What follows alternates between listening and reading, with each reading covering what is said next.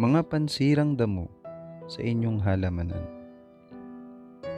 Sinaysay niya sa kanila ang ibang talinhaga na sinasabi, ang kaharian ng langit ay tulad sa isang taong naghasik ng mabuting binhi sa kanyang bukid. Datapwat samantalang nangatutulog ang mga tao, ay dumating ang kanyang kaaway at naghasik naman ng mga pansirang damo sa pagitan ng trigo at umalis. Datapwat nang sumibol ang usbong at mamunga, ay lumitaw nga rin ang mga pansirang damo.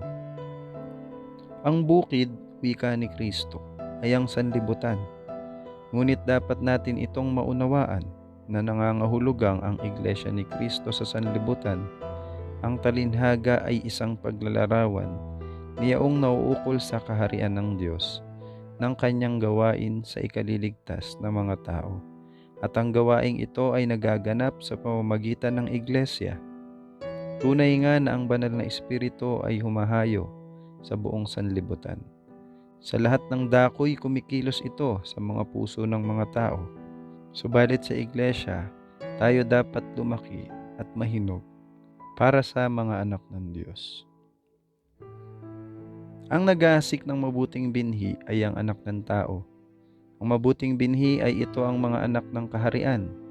Ngunit ang mga pansirang damo ay ang mga anak ng masama. Ang mabuting binhi ay kumakatawan sa mga ipinanganak ng salita ng Diyos, ang katotohanan. Ang mga pansirang damo ay kumakatawan sa isang uri na siyang bunga o katawan ng kamalian, ng mga di tunay na simulain. Ang kaaway na naghasik ng mga ito ay ang Diablo. Ang Diyos ni ang kanyang mga anghelman ay hindi kailanman naghasik ng isang binhi na magbubunga ng isang pansirang damo. Ang mga pansirang damo ay lagi nang inihahasik ni Satanas na siyang kaaway ng Diyos at ng tao. Sa silangan, kung magkaminsan ay naghihiganti ang mga tao sa isang kaaway sa pamamagitan ng pagsasabog ng mga binhi ng ilang mapanirang damo sa bagong nahasikang mga bukid nito, na ang mga binhing ito habang tumutubo ay nakakatulad na mabuti ng trigo. Sa pagsibol nitong kasabay ng trigo ay pinipinsala nito ang tanim at nagdudulot ng bagabag at kawalan sa may-ari ng bukid. Kaya sa ganito ring pakikipag-alit kay Kristo, isinasabog ni Satanas ang masama niyang binhi sa gitna ng mga mabuting binhi ng kaharian. Ang bunga ng kanyang paghahasik ay ipinaaangkin niya sa anak ng Diyos sa pamamagitan ng pagdadala sa loob ng Iglesia ng mga nagtataglay ng pangalan ni Kristo. Bagamat tinatanggihan ng mga ito ang likas nito, ay nagagawa ng paraan ng masama na malapastangan ng Diyos, mapagkamalian ang gawain ng pagliligtas at maisapanganib ang mga kaluluwa. Ikinahahapis ng mga lingkod ni Kristo na makitang nagkakasama-sama sa Iglesia ang mga tunay at ang mga di tunay na mananampalataya. Sasabik silang gumawa ng anuman upang malinis ang Iglesia. Katulad ng mga alipin ng puno ng sambahayan, handa nilang bunutin ang mga pansirang damo. Subalit sinabi sa kanila ni Kristo, huwag, baka sa pagtitipon ninyo ng mga pansirang damo, ay inyong mabunot pati ang trigo. Pabayaan ninyong magsitubo kapwa hanggang sa panahon ng pag-aani. Maliwanag na iniaral ni Kristo na ang mga nagpapatuloy sa hayagang pagkakasala ay dapat ihiwalay sa Iglesia. Gayunmay hindi niya ipinagkatiwala sa atin ang gawain ng paghatol sa karakter at dahilan.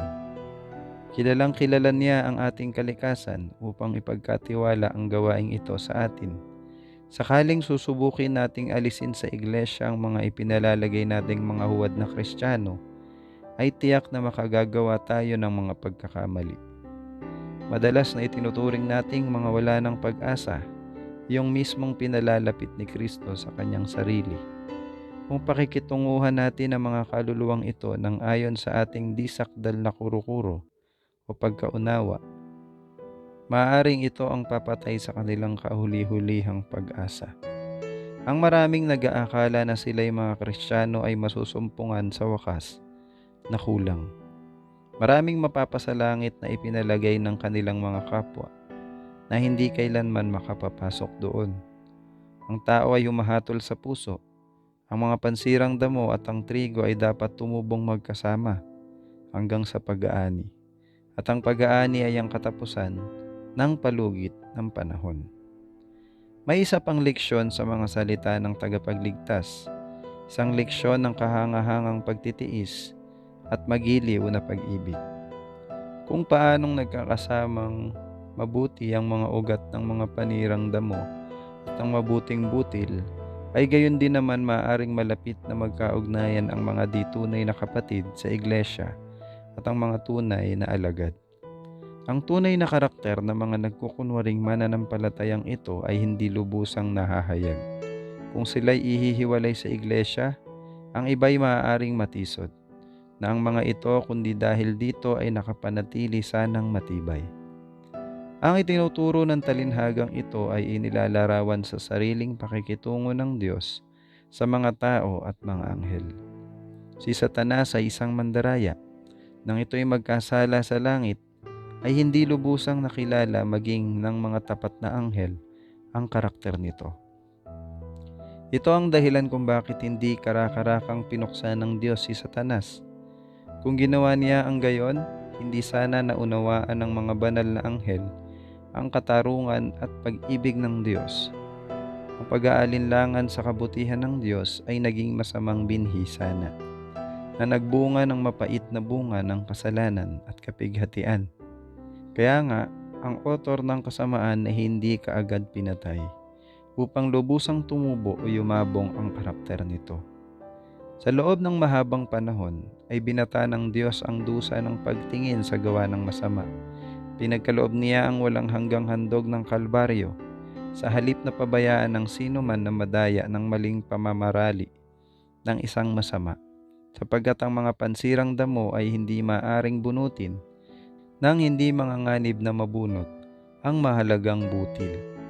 At hindi ba tayo magiging mapagbata sa ating mga kapwa-tao na gaya ng Panginoon ng langit at lupa kay Satanas? Walang karapatan ang sanlibutan na pag-alinlangan ang katotohanan ng Kristyanismo nang dahil sa may mga di karapat-dapat nakaanib sa iglesia. Ni dapat mang panghinaan ng loob ang mga Kristiyano dahil sa mga di tunay na kapatid na ito. Paano ba noon sa unang iglesia? Sina Ananias at Sapphira ay nakisama sa mga alagad. Si Simon Magus ay bininyagan. Si Demas na umalis at pinabayaan si Pablo ay binilang na isang sumasampalataya. Si Judas Iscariote ay napabilang sa mga apostol. Hindi nais ng manunubos na mawaglit ang isang kaluluwa. Ang kanyang karanasan kay Judas ay itinala upang ipakilala ang kanyang pagtitiis sa balakyot na likas ng tao. At inaatasan niya tayong magbata nito, gaya ng pagkakapagbata niya. Sinabi niya na ang mga di tunay na kapatid ay masusumpungan sa iglesia hanggang sa katapusan ng panahon.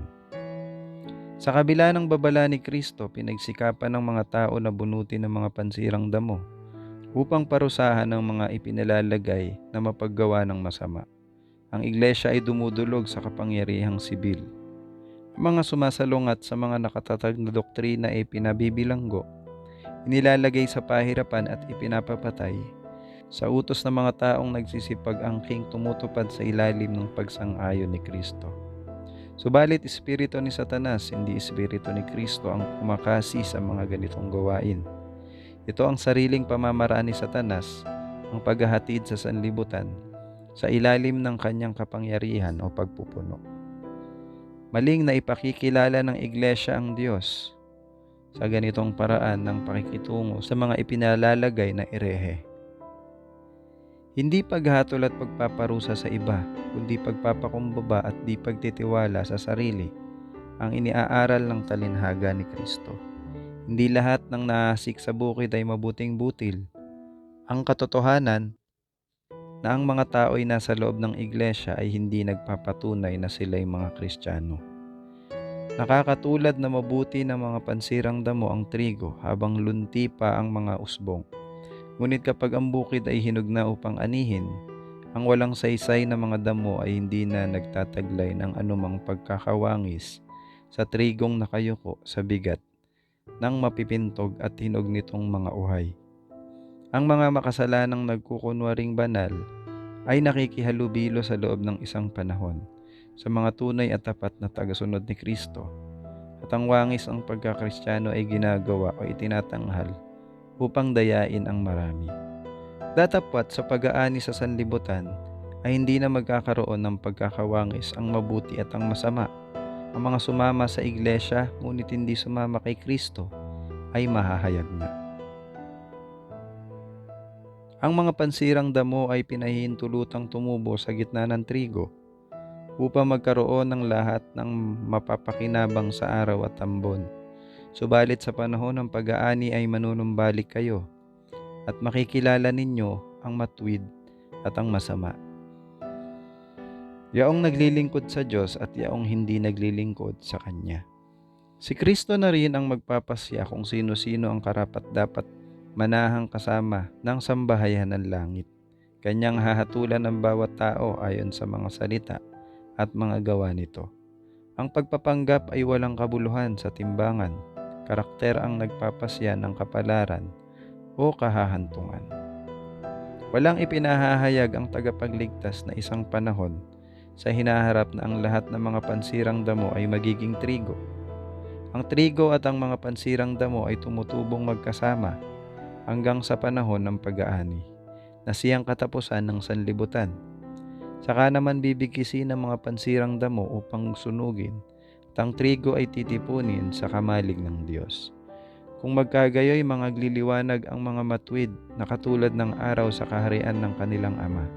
Kung magkagayoy susuguin ng Anak ng Tao ang kanyang mga anghel at kanilang titipunin sa labas ng kanyang kaharian ang lahat ng mga bagay na nakakapagpapatisod at ang nagsisigawa ng katampalasanan at sila'y igagatong sa kalan ng apoy. Diyan na nga ang pagtangis at ang pagngangalit ng mga ngipin.